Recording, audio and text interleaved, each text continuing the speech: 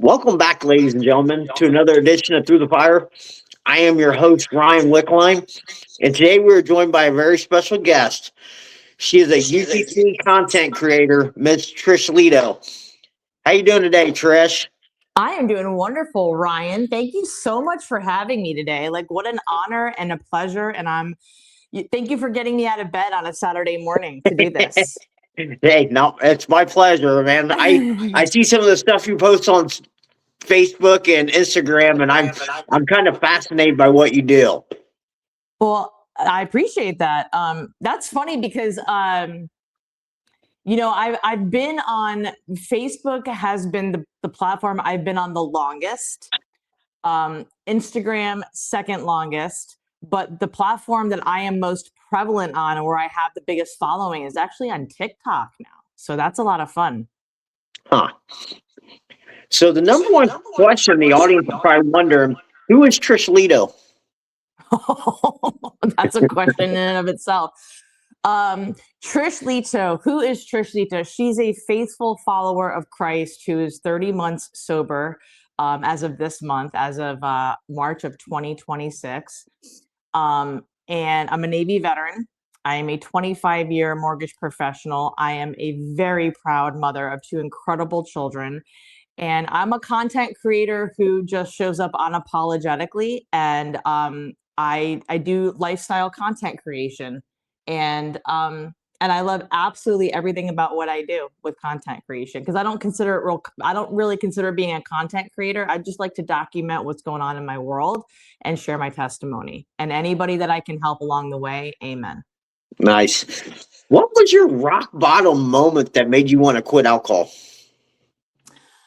It was September 12th. Almost. So this coming September will be 3 years. September 12th. It was. I'd tried to quit drinking a few times throughout the years, and I was married, and I was trying real hard to be a good mom. And I had a day that I went out with my sister to go visit a friend of ours who had just moved into her apartment, and I was just partying all day.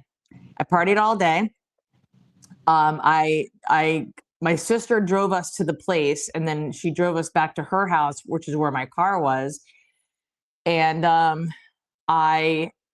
this is full transparency. I want people to understand that I want to say this real quick. If anybody is at all in a place in their life right now that you're trying to get done with it, and you're trying to say no to it, and you're working through that piece of your life, you are not alone. I want to say that first and foremost, you are not alone. And I share my story not to say that I'm still sitting in shame, because I'm not. I'm way past that now. I share my story so that other people realize that you're not alone. It's okay. And it's going to be even better, because there's another side to it. My rock bottom day was partying all day long, coming back to the house after only maybe being not drinking for like a solid hour and having a cup of coffee. I got back to the house. My neighbors were outside in their driveway and they were drinking. So I was like, well, I guess it's time for party number 2.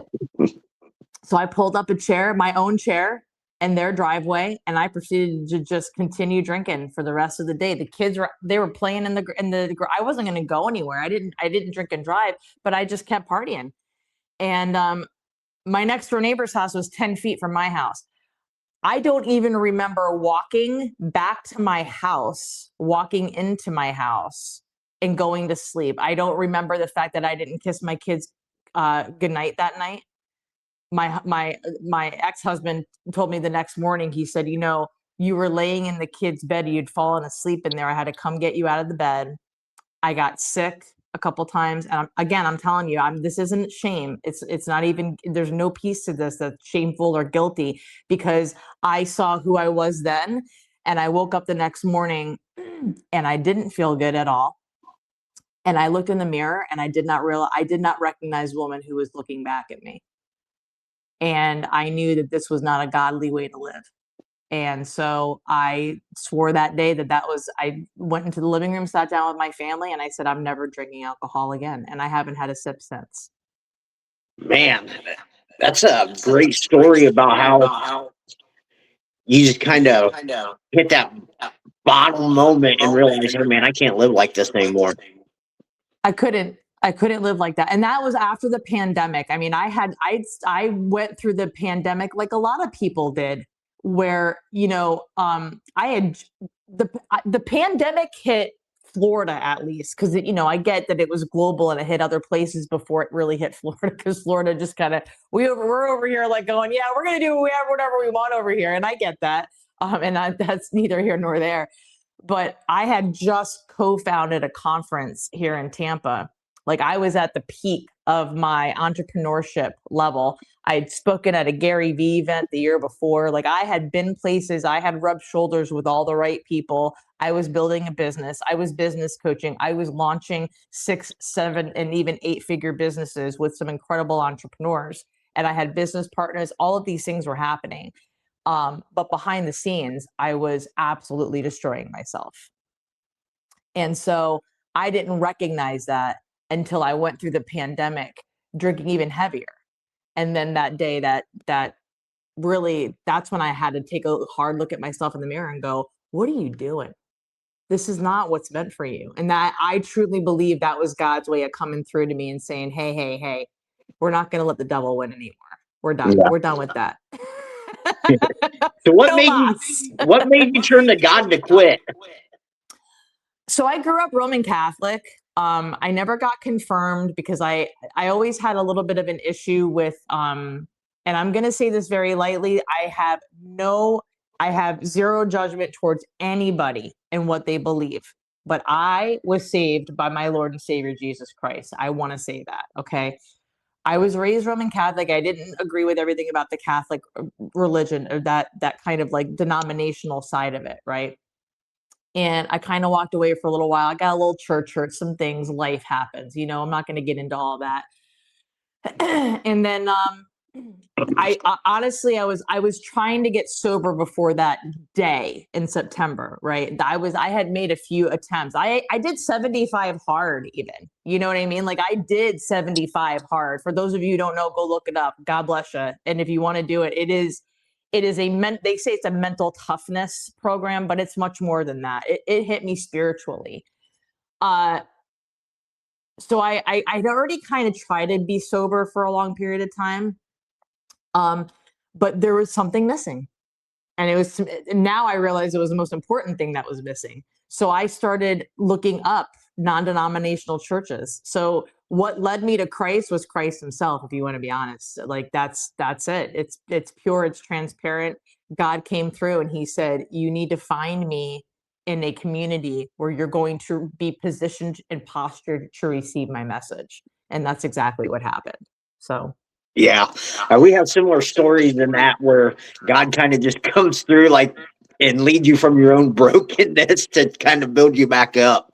100%, 100%. And I truly did. Are you watching The Chosen? Have you been watching this? Yeah, I've seen it. It's phenomenal, right? I mean, the acting is phenomenal, but watching that real time and listening to them speak in English, right? And not like with a very light Israeli accent, and you're listening to them talk, and you can actually feel like I'm watching scripture come to life in real time. And in this day and age, I think it's really powerful for people to see that. And I'm just seeing some things now that I'm like, wow, Jesus really did take these just everyday people from all walks of life, a zealot, for crying out loud. A tax collector and a zealot. Are you kidding me? It's the beginning of a joke.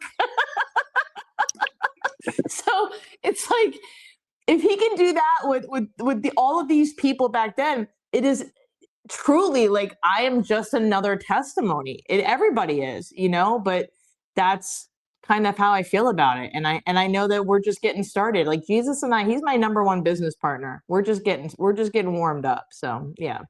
I like that. What type of healing journey has Jesus brought you through? Oh, wow. So for me, I learned, oh man, I mean, that right. Do you even realize what kind of a loaded question that is? It's a great question though, because I mean, I literally in the span of like 5 seconds, I just unpacked so much for myself. It is, for me, more importantly than anything else, I am my biggest critic in life. There is not a person. That's why it's easy for me to be a content creator, honestly, is because nobody's going to make fun of me more than I make fun of myself. Right? Nobody's going to pick on me. Nobody's going to come at me and throw bows or throw arrows at me that I haven't done to myself or I haven't allowed the devil to do before. Um, that for me, the biggest part of my healing journey has been forgiving myself for a lot of things that I allowed to happen without being covered in God's love, without saying, God's blessings flow freely through me and I am open to receive them. Understanding that sometimes the blessings, when people say things like that, they're like, oh, I receive all of God's blessings. I want to be loved and I want money and I want this. And I'm like, and I kind of sit back and I go, what about God's will? What if the blessing is the lesson that you need to learn by walking through the trenches, going through the valley, and then climbing back up to the mountain, getting to that peak and going, I did not do any of this without him by my side. Right. So that's been for me, because it's spiritual, it's physical, it's mental, it's emotional. It's so much all packed into like one like bubble, and you get to a point where it's like nobody can mess with me now because I'm there. Like I've been through it all. I really have. Yeah, once you hit that one certain point when you start trusting and just walking in His will, things seem to start changing for you. They do. They truly do. And I'm not going to be somebody who goes on Facebook Live or any other social media platform and just sits there and like records myself crying. I don't do that, because when I get that heavily into emotion, I'm in prayer, right? And that sacred time with God. And so I don't judge anybody who does it, because I also know, as a UGC creator, there are brands out there that pay girls money to do exactly that. And all I'm going to say to anybody, I don't care what phase of content creation you're in. I'm 48 years young. There are plenty of Gen Z younger girls in their 20s who are literally just so money hungry, they'll do anything. Don't do anything. Have morals, have ethics, have some respect for yourself. Remember, you're somebody's daughter. And more importantly than anything else, you're God's daughter. You're God's son, right? We truly are. Don't let anybody make us feel like anything less than who we are. And that's very important for me. So I don't show my emotions, but I just want to say, like, BTS, I'm crying. There's a lot of tears being shed. What advice would you give someone that was struggling with sobriety and wanted to quit? You do not have to go it alone. Just because your family and your friends might not support you doesn't mean there's an entire world on the internet or a church that won't stop at, like, I will stop at nothing. I will stop at nothing to help somebody remember why they're worth being sober, right? Because that's what it boils down to. It's not about the physical addiction to the alcohol. It's never about that. They're called spirits for a reason, right? It's a spiritual numbness that we're looking for. And so my advice to people is that we have to be self-aware enough to understand what is it about whatever the addiction is, whether it's a cell phone addiction, and that's absolutely an addiction. It's a social media addiction, a corn addiction. I'm not going to say the actual word for reasons, right? Alcohol addiction, drug addiction, any addiction whatsoever. It's an addiction. We're addicted to it because it's a dopamine hit. We need something for a reason. What is that? What void is that thing filling? And find something better to fill that void. If it's not opening a Bible and getting to know Jesus, I understand some people are very church hurt. They don't want to do that. But then, okay, get outside, go ride your bike, go for a walk your dog. If you don't have an animal, adopt one.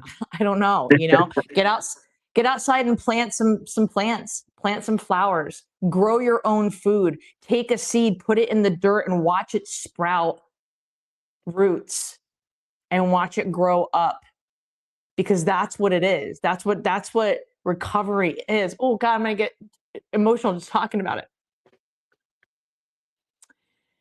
That's what recovery is. You're just taking yourself as a seed and you're replanting your roots in a healthy soil so that you can flower and grow up, right? And it's very powerful when you allow yourself to do that. So just know that you're not alone. You're not alone. There's a whole community of people. Think of how many people, billions of people that are on the internet every day. And just because they don't partake in commenting on things doesn't mean they're not watching, right? So Ryan, I get dozens of messages every week from people like me who reach out to me and say, thank you for sharing your testimony. You give me hope. I got a guy who just messaged me the other day, 14 days sober. He sent me the clocking, like the calendar thing from the app, 14. And he said, thank you for helping. What? Thank you for telling me that this is happening for you. Like, what a gift. What a gift. It's incredible. And that's just for me showing up, because I won't give up on myself. If I don't give up on myself, I'm not giving up on God, right? It's God's telling me it's like I'm standing in a doorway and he just keeps pushing his foot on my back and shoving me through the doorway going, you're not done yet. You got to go help more people. Lead them to me. And that's really how I feel. So I said that's probably the favorite thing I get is when I get messages from people with like, man, your posts inspire me and help me through a tough time. I know I haven't ever responded or anything, or liked or comment on any of your stuff, but they'll send you a message just in private to tell you just keep doing it because you're inspiring me. And that has to be your fire, Ryan, to never stop. It has to be. You have to let that be your fuel. Because trust me when I tell you, there are days that I don't want to keep going. I don't want to keep posting on social media. I took a break. I literally had a hiatus for like 3 years that I didn't post anything on social. I'd go on Facebook, be like, here's what I'm eating today. And that was about it. And I think in hindsight, that actually helped me to prepare myself for what it felt like to start showing up again, because I had to start setting boundaries. I don't create any video content with my children, and I won't. They're not allowed on social media because I know how dangerous it can be. Because for some people, you think posting on social media, I get access to the internet, right? I open my phone, I've got access to the internet. But the fact of the matter is, the internet has access to you.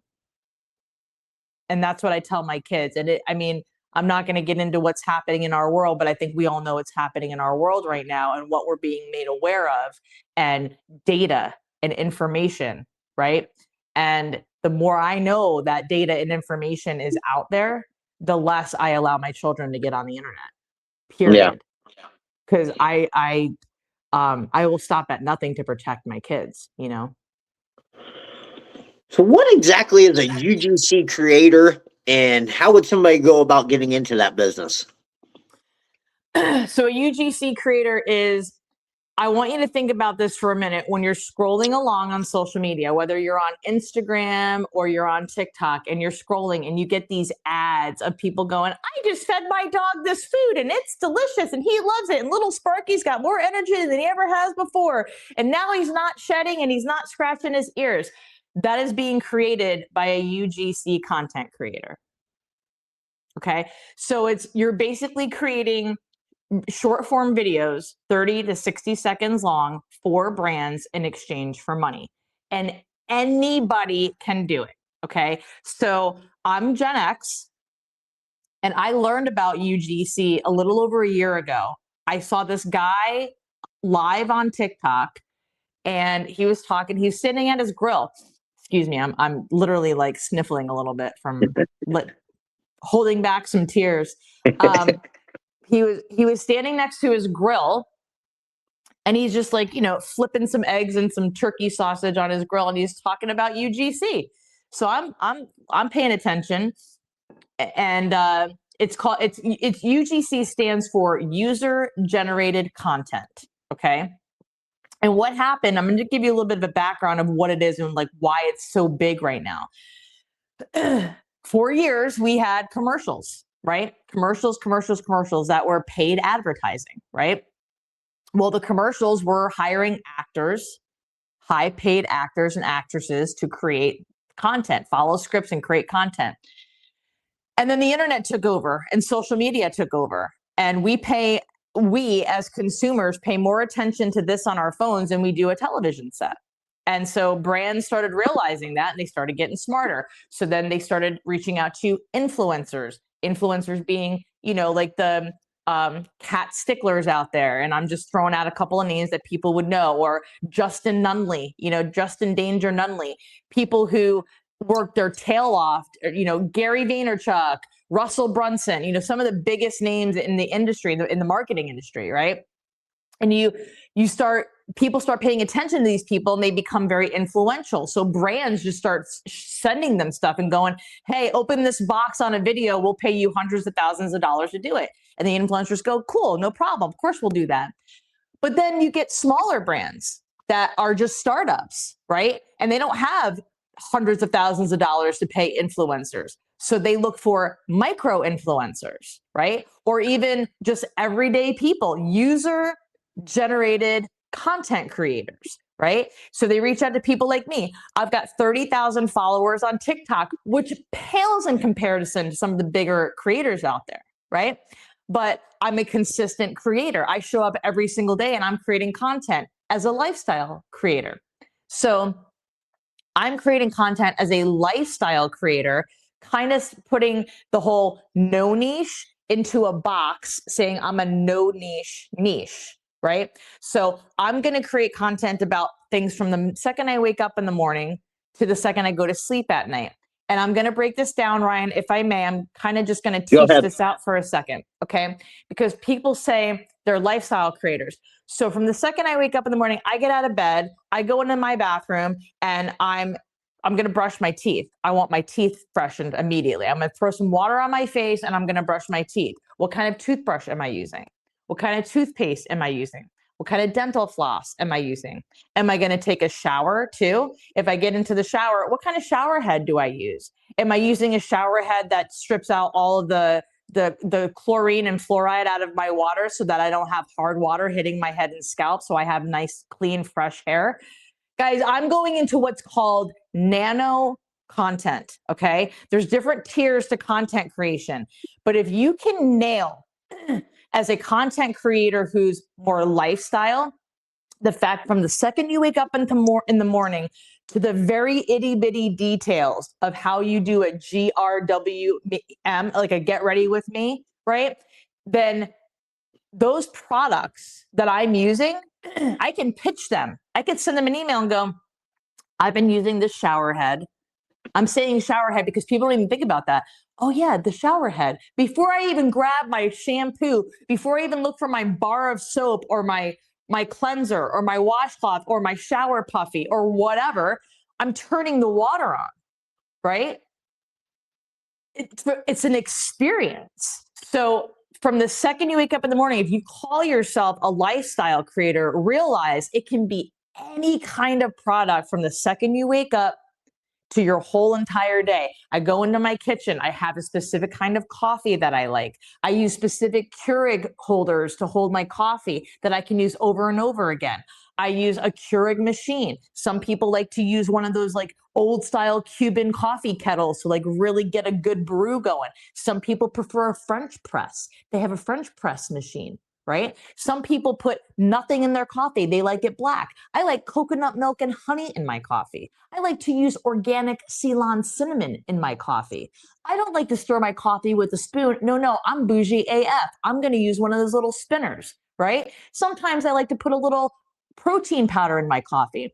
Other mornings, I like to just put a little bit of my, creatine powder in my coffee. I hope whoever's listening to this is taking feverish notes right now, because I'm literally hand delivering you on a silver platter your entire marketing campaign for pitching every single company you want to pitch and say, I want to work with you as a brand. I use your stuff every single day. Let's talk about doing a collaboration. And that's, I mean, when I hang up with you and I finish this interview, that's exactly what I'm going to do. I'm going to open up my laptop. I'm going to send a bunch of B-roll videos to a few different companies and go, here's the products of yours that I use. Here's proof that I use the product in real time, right? I'd love to collab with you. Here's my portfolio. Bada bing, bada boom. Here's what's going to happen. I'm either going to get crickets or they're going to email me back right away and say, what's your pricing? Let's talk. And now I'm in negotiations. And now I'm making more money. Yay, money. So how do you go about getting clients besides just the cold calls? So for me, I'm search engine optimized as a UGC content creator, a Gen X UGC content creator. So when I say I'm search engine optimized, I have the hashtags UGC and Gen X UGC in my bio of all of my social media, as well as collab. And then my email. My email is trishletospeaks@gmail.com. So more often than not, I'd say I probably get about 3 or 4 emails per week from brands that are interested in working with me. It's not always a yes for me because some of it's icky and it's like that doesn't suit what I want to do. But some of it is like, absolutely, I'll do that all day, every day. I'll do that. Right. So I've worked with quite a few brands that I'm really excited about. And I can finally say this. Can I mention something that I just did? Okay. So I've just literally signed an agreement with 9 Line Apparel and they're sending me some clothes here shortly. I am ecstatic to promote that brand as a UGC creator. So that's going to be a lot of fun. Yeah. Nice. So how would somebody without a big social media following start building their brand? Don't call it content creation, call it documenting, right? So a lot of us call it like B-roll, but all B-roll really is as you're doing something that's every day using a specific product, just put a camera up. And it doesn't have to be anything too fancy, guys, because a lot of these brands don't even want anything too fancy. They just want real raw footage, right? So get yourself a little tripod. You can get one at like a Five Below, Walmart, Amazon, wherever, it doesn't matter. Get yourself a little tripod so that you can get something that's like at least hip level with you, or just rest it on your counter if you're in your kitchen.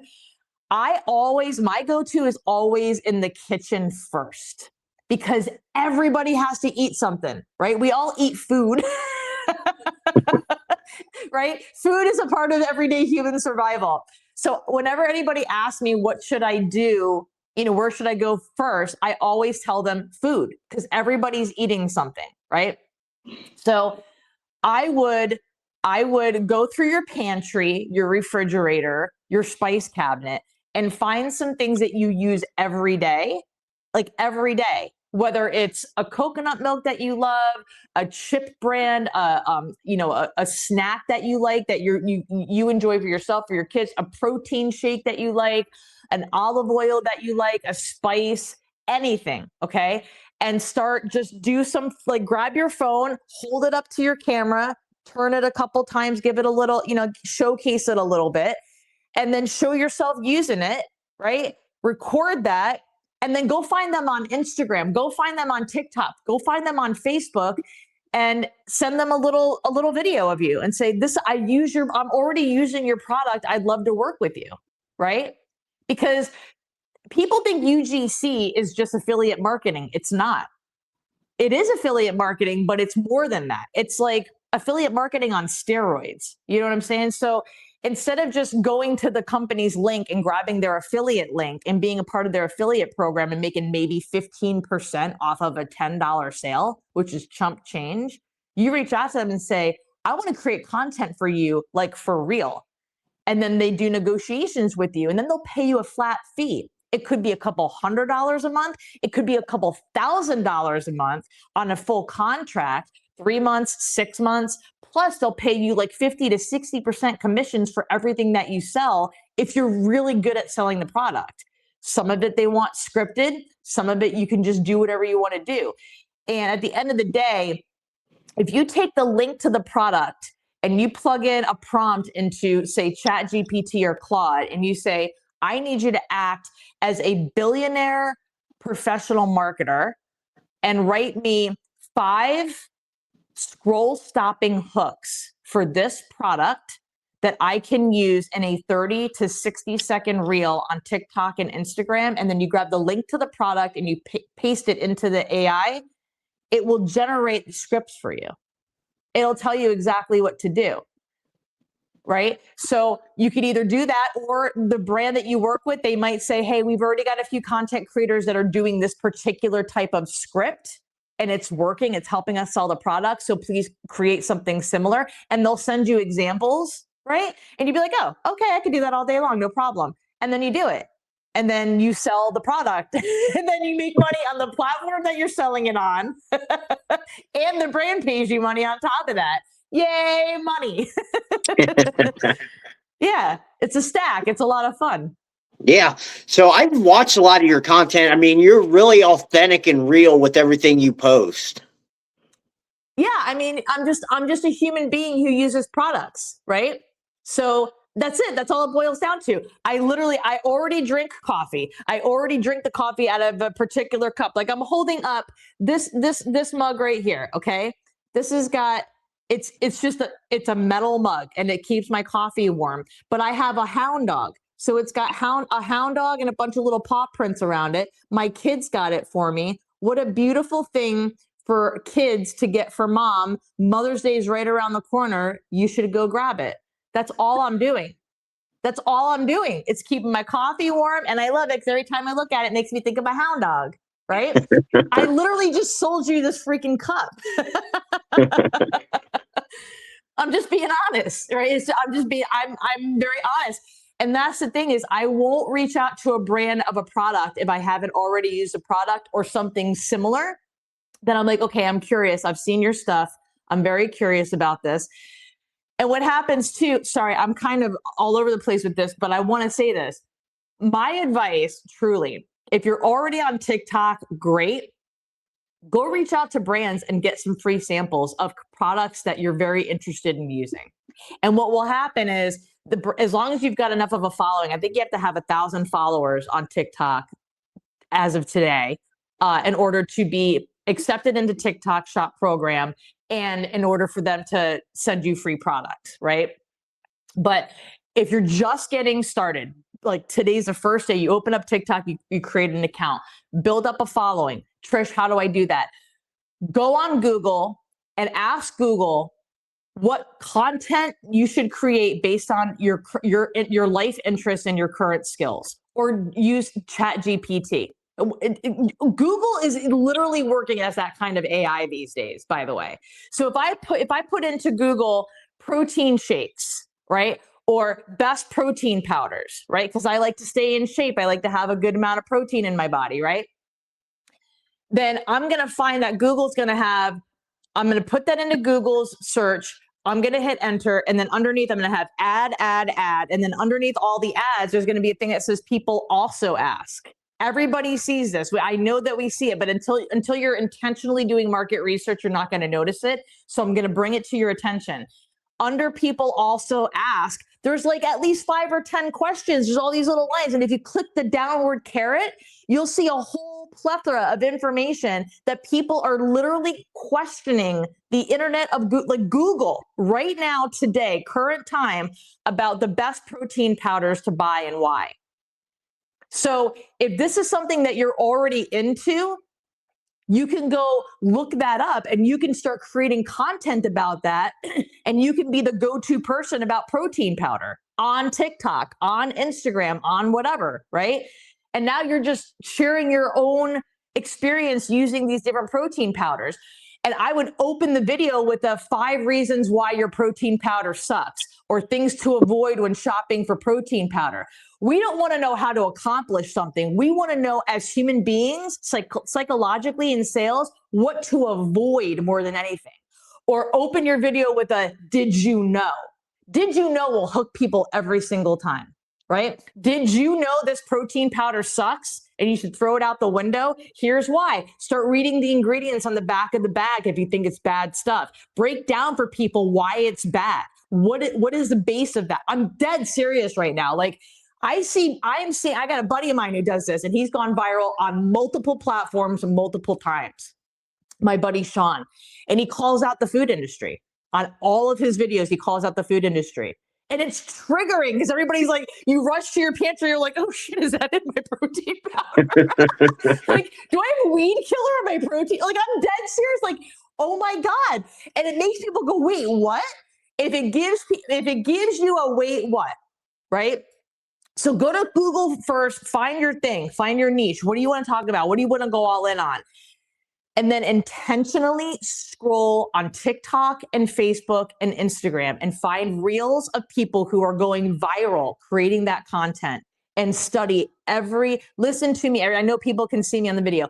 Study every single thing about it. What's the visual hook? When I say what's the visual hook, are they doing one of these? Are they sliding in? Are they running down the street? How are they visually getting you to stop your scroll, right? What are the first words coming out of their mouth? How are they getting you to stop your scroll? What's the on-screen text, right? What is it telling you? Are there little red siren lights in the text to get your attention? What are they doing?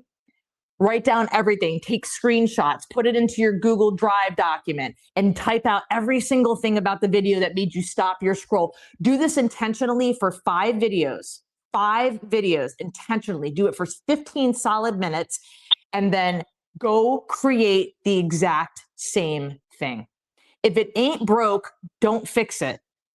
This is, if anybody's ever seen Adley from Viralish, I'm name dropping for a second because I knew her from before she did any of these viral videos. She was knocking it out of the park on Instagram, and she was a voice finalist, right?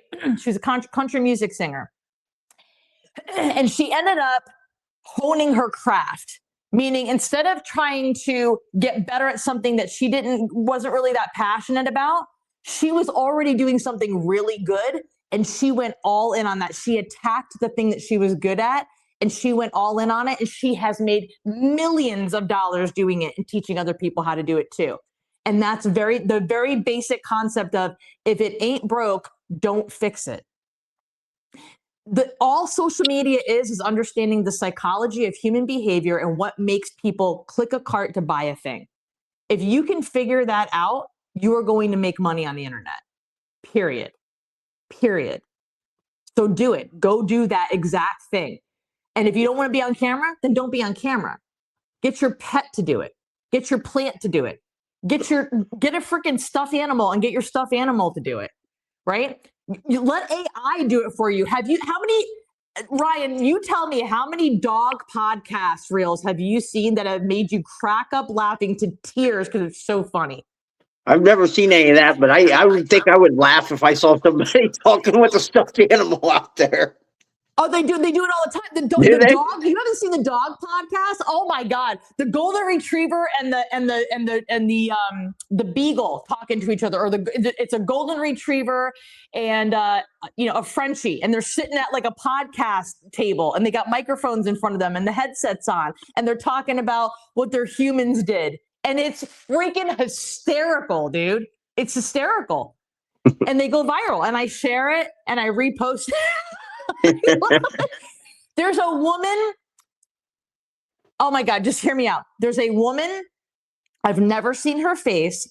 She has her golden retriever sit in the car, and she has a tray of food, and his name is Milo. And she feeds him food with chopsticks in the car. That's the content of Milo's account. Listening and watching a golden retriever eat food in a car with chopsticks. There's a guy who does an entire series on an elevator of him ripping farts on an elevator. He's gone viral hundreds of times. Wow. How has AI helped you grow your business? Structure. It's helped me to structure. I write my own stuff, but like the prompt that I just gave you all, I go into AI and I have conversations with it and say, hey, I wrote this post and it didn't do very well. I need you to analyze it and tell me how I can rewrite it to make it better, right? Or, hey, I just did this video on TikTok. It got 200 views.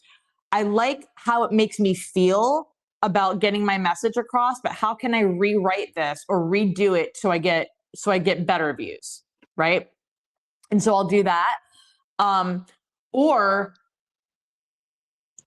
if I have something that goes viral, then I'll take those posts and I'll pop it into AI and say, this post went viral. What do you need me to explain to you about the video so that we can recreate it and make more like this? So just let it analyze data for you and go that way. I don't like telling people to use AI to write their life story content. That should come from your heart, not from AI, right? So, but if you follow certain frameworks, Russell Brunson calls it hook, story, offer, right?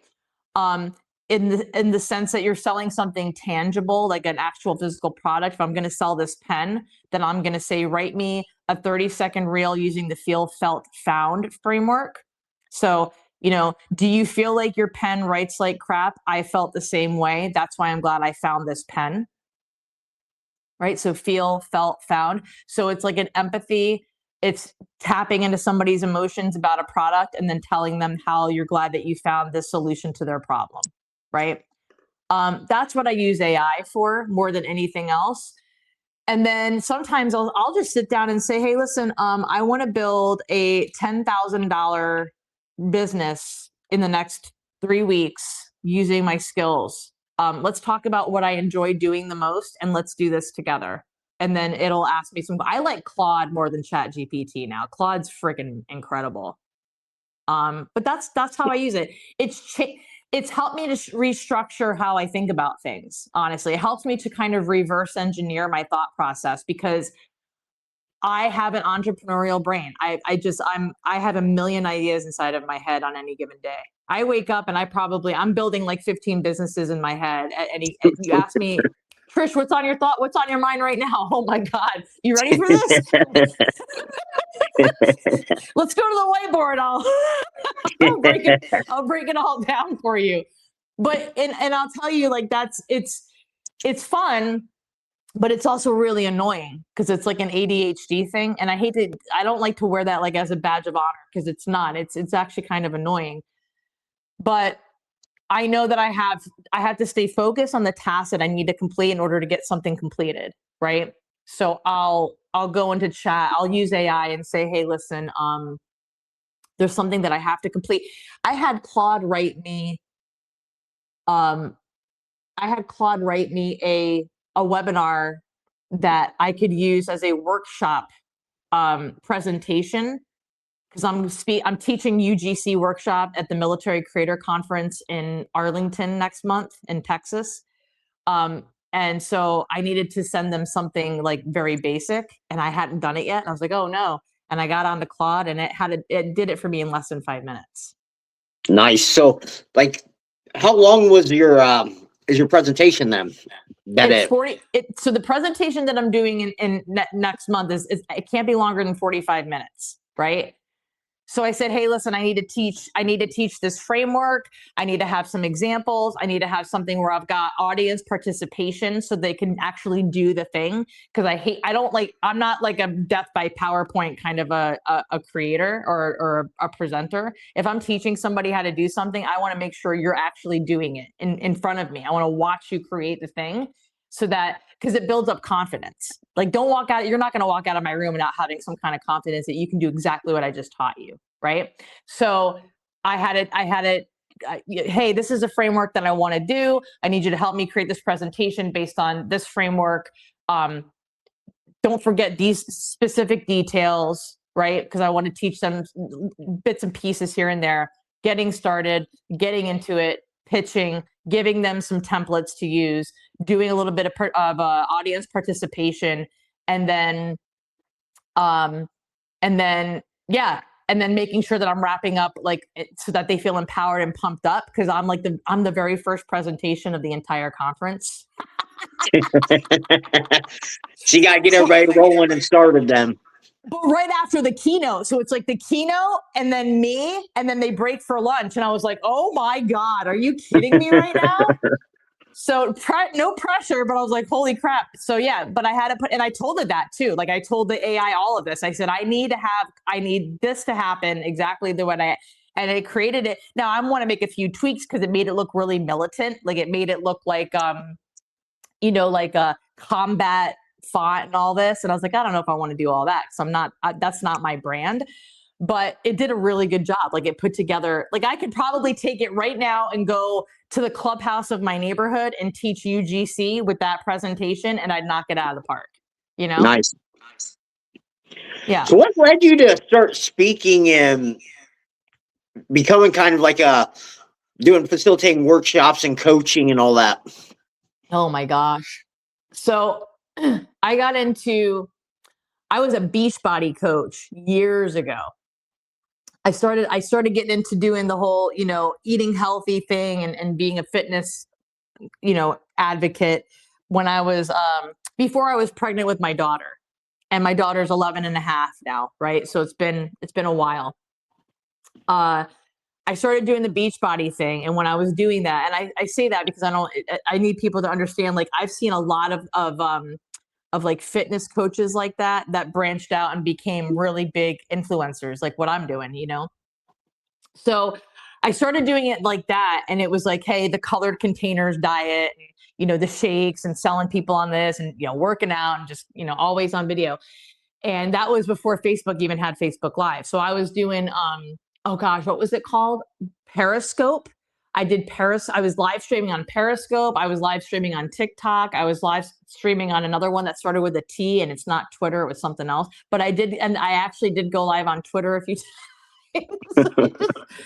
I was literally just trying to figure it out in the very beginning. And then Facebook Live became a thing, and I had my upline was like, Trish, you got to go live on Facebook. You got to start going live. And I was like, okay. So and I'm not saying this to toot my own horn. I was one of the first people, at least in my space that I knew of, in the health and fitness space, that was doing Facebook Live. And so I pressed live for the first time. And I think I want to say it was like 2018. And, or no, might have been 2017, maybe 2018. And, no, I'm sorry. It was before that. It was like 2015 when Facebook Live first came out, right? So I was going live pretty regularly. And then I had a buddy of mine who I knew was a professional speaker, and he was hosting a workshop here in Tampa. And he reached out to me and he was like, hey, I want you to speak at my event. And I was like, me? And he's like, yeah, girl. He's like, you're blowing up all over the internet. He's like, yeah. He's like, every time I open up Facebook, I see that you're live. He's like, I want you to teach at my event, my buddy Steve. So I was like, okay, sure. So I put together a freaking PowerPoint presentation. I had no idea. I'd never done this before. And I went and I taught, and there were close to 100 people in that room, and it scared the hell out of me and also lit me up, because I actually ended up getting my first paid client out of that. Like there was a gentleman in the back of the room, loan officer, and he walked up to me halfway through the event. He's like, you're my person. I want to hire you. I want you to teach me everything you know. And I ended up working with him, and he's now one of the biggest loan officers in the Tampa Bay area. And he blew up. Like he took everything that I taught him and it kind of expanded, but that's how it started. And so I spoke at his event. And then before I knew it, I was being asked to speak at other events and other events. It's like, you're the girl. Like, and then I hired a business coach, Chad. And he had developed sales funnels for Tony Robbins and Russell Brunson. Like this guy was big time. And so I spoke at an event in Milwaukee that my buddy Ross was hosting. He asked me to come and speak at his event. So I flew up to Milwaukee. I spoke at his event, and that's where I met my business coach. He was sitting in the back of the room with me. He gave his presentation, and I was married at the time. My husband was sitting next to me. He goes, you want to hire him? I said, absolutely, we're going to hire him. And so he launched a beta coaching opportunity right there from the stage. And I said, this guy's a freaking genius. I love it. And it was very Russell Brunson-esque. He did a Russell Brunson thing, and it was awesome. And he hired me, and I hired him rather. And he told me, what I taught 5-minute lives. And so what I did was I trademarked, basically, I took Russell Brunson's perfect webinar and I crunched it into a 5-minute live stream concept. And I wrote it down on a sticky note. And that's what I was doing. I was teaching 5-minute lives. I was teaching, basically any service-based company. I said, hey, listen, if you have a product or a service that you want to sell and you can sell it and you want to talk about it on a live stream, you can get free clients with just 5 minutes of live stream video. And here's how. And I would teach it over and over and over again. And people I had a course, I had a coaching program, and people hired me, and I taught them how to do live stream video and how to sell their stuff on live stream video. And it took off. And then, so my business coach at the time, Chad's like, he goes, that's a whole course. That's a whole coaching program. I'm going to teach you how to break that down. And so he did. And that's where the Piggly method came into effect. And you told me before we really got started that you heard some of my stuff about the Piggly method. Yeah. So I started teaching that, and that became a thing on its own where people were like, holy crap, I've never heard it be taught that way. So I started teaching that. And before I knew it, I just turned into a life coach who taught content creation. Isn't it crazy how something you start with one thing and God leads you to all these other places? It's very interesting. And I'll tell you, it's like, when they say that your net worth is your network is your net worth, people have referred. I've had clients referred to me by other creators and other people who are like, I don't have the capacity to take this person on. Trish is better for you. And then I'll have people come to me that'll say, I need to build a sales funnel. I'm like, I'm not going to build you a sales funnel, but I'm going to teach you how you can start the front of that sales funnel. Right? Like, I'm not going to build it for you. I don't do done for you. I've never done for you. The idea of sitting at a computer all day, it does not sound delicious to me at all. Right? I hate building funnels. I despise it. It's not because I can't. It's one of those things that just because you can do something doesn't mean you should. Right? Yeah. I can do it, but the concept of no, thank you. That's for people who are much more like, those are for branding specialists and people like that. Some people want to be behind the curtain. I'm not a behind the curtain kind of girl. I'm a girl that's going to motivate you, inspire you, and, help you to understand how to tap into your genius, your zone of genius, and how that is your God-given talent, and how you have permission to show up on the internet and teach people how to do the same thing. You know what I mean? Like, that's my zone of genius, and I love it. So people come to me and they're like, hey, can you build me a sales funnel? I respectfully say, no, thank you. But I'll refer them to somebody who can. I don't blame you there one bit. How important has your mindset been to your career? Oh, wow. I mean, very important. So mindset, I think some people think that mindset simply means you have to be motivated, right? And I don't think that that's true. I think that having the right mindset means that when you wake up and you feel that something's off, you know what you got to do to get the off to turn back on and get realigned, right?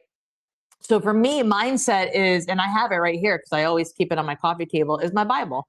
Right? If I feel off, if my mindset isn't right, I open my Bible and I read some scripture and I feel a lot better about what I got to do.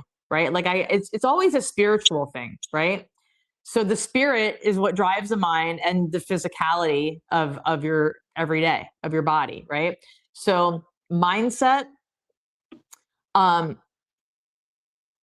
wake up in the morning, give all praise and glory to my Lord and Savior.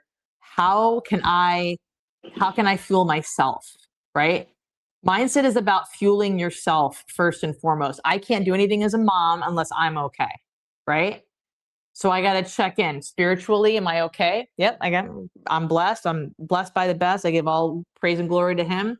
Did I walk the dog? Because my mindset won't be right if he's whimpering and he's got to go potty. So it's like, so yeah, I mean, there's a great book called Eat That Frog. And I think I highly recommend that. It's very old school, but it's Eat That Frog is a concept of do the thing that you don't want to do first thing in the morning. For some people, it's working out. For other people, it's walking their dog, making sure their dog goes potty. I'm very serious about this. For other people, it's doing a load of laundry. It's, scrubbing pots and pans in their kitchen. It's, if you live in the Midwest during the snowstorm, it's shoveling snow out of the driveway. I get it, man. Like, I get it. But once that's done, you can move forward. So mindset to me is removing the obstacle that is the thorn in your side first thing in the morning after you give praise and worship. Thank God for putting those obstacles there. You have to be grounded in gratitude, right? Thank you for putting the obstacle there so that I know what I need to do to move through that, because then it's a rinse and repeat day after day. That to me is how you have a great mindset. Great advice right there. Yeah.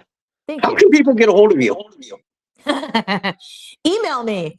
But seriously though, email me. Don't DM me. Please don't DM me, because I've got DMs buried in my social media right now. Trish Leto speaks at gmail.com. And yes, it's a Gmail, and I don't care because it does what I need it to do. I've got my Google Drive in there and all that, so it helps me. Trish Leto speaks at gmail.com. I am at the real Trish Leto on Instagram. I am Trish Shizzle, Faux Shizzle, Gen X UGC Gal on TikTok. And I know that was a mouthful, but it is what it is. I have to keep it that way. I don't want to change my name again. And I'm Trish Leto on Facebook. So, you want to follow my content, you want to consume my content. I will say this: if you find a reel that really speaks to you, please don't be afraid to comment on it and let me know, because some people will just message me, and I appreciate the messages, but like I said, they get buried. If you comment on something, I'm going to get a little notification of the comment. And then if we keep going in the conversation chain, guess what? That's going to keep that content relevant and kicking up onto the FYP of that social media platform. And that helps me, and it helps you, because as you're talking to me, you're going to get that information as well. And people are going to probably follow you and go to check you out. So don't be afraid to do that. And that's all I really have to say about that. Is there anything we haven't covered that you want to talk about? I mean, motherhood on social media, parenthood on social media. I just want to say, I do want to cover this. Please protect your kids. I know that it can be fun to put your kids out there if your kids want to be on social media, but just remember that, you're not just giving your kids access to the world, you're giving the world access to your kids. And I think that more than ever, especially in this era that we're in and everything that's happening right now, please protect your children. Protect your children. As a parent, that's your number one purpose in life, is to protect your kids. And I don't want to beat a dead horse about this, but I do want to say it's never been more important than right now, than to make sure that our children are protected. And if they can't turn to us to keep them safe, who's going to keep them safe? So please protect your kids. Make sure that the information and the things that they're consuming on the internet, if it's not for them, that you talk to them about it. Check in with them. Check in with your kids. Have those real, raw conversations with your kids. How are they feeling? How did something make them feel if they saw it on the internet? Talk with them. Check in with them. We have to have conversations with our children and make sure that they're okay, because there's a lot out there right now that's trying to attack us, and we can't allow that. So anyway, in Jesus' mighty name, amen. All right, final question. What is one piece of advice you'd like to leave our listeners with about overcoming adversity? We all have adversity. So overcoming it is just understanding that everybody's dealing with something. Everybody is dealing with something. Demons attack everyone, right? So if you are feeling not right about something, pray about it. Pause, pray, proceed with caution, and just know that you're not alone, that we're all dealing with it. Even the people out there that show up just like it's nothing, it's something. Everybody's dealing with something. So when you realize that we're all dealing with something, that it makes it a lot easier to just show up and be like, oh, well, they're not perfect. There's keyboard warriors out there. They're all listen. They're out there and they're just waiting to tear into somebody. but other people's opinions of you are none of your business. Okay. Don't worry about what other people think. It's in hindsight, it's a very small percentage of people that are going to say mean, nasty things. The vast majority of people are going to support you and lift you up. And hear me when I tell you that your friends and family are not going to support you as much as complete stranger on the internet will, because they're going to connect with you in a way that your family and friends won't. So just allow that to happen. Allow it to happen as organically as it can, and do it with joy. If it doesn't feel joyful, it's not meant for you. Yeah, great advice. Well, Trish, I can't thank you enough for coming on here and sharing your story. Thank you so much for inviting me, Ryan. I appreciate it. Hey, not a problem. Well, guys, that's going to be all the time we have here today. Remember, the only way to get what you want is to go through the fire.